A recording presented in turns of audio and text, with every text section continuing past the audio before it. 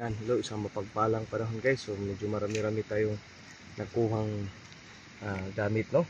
Gamitan para sa unang araw ng pangalap. So ito ang tinatawag na Mother Nature Vine. So napapansin nyo parang bulaklak, no?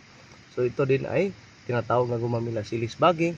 At sa tribong taga Kaulo, ito ay tinatawag naman na lunas baging, no? Bakit? Dahil nakakagamot at nakakatulong sa atin sa depensa.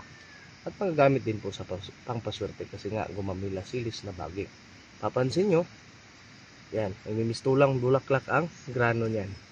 Okay, pagkatapos, ito naman yung kasama.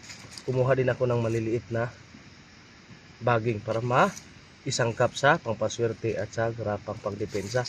And ito din yung ating unang nakuha kanina, ang libon na bagakay. Ayan. So ito'y kabal, taguliwas, at of course magagamit sa halos lahat ng mga aspeto, no? Ayan. Siyempre pangontra po ito sa mga lumilipad sa gabi. Ayan.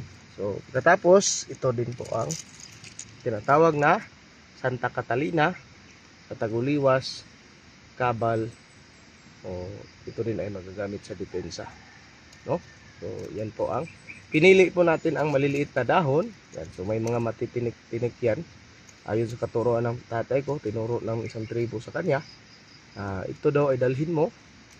Maglagay ka sa dila ng konting dahon. Pero medyo masakit siya pag hindi ka maingat, ha. May tinik siya sa dahon.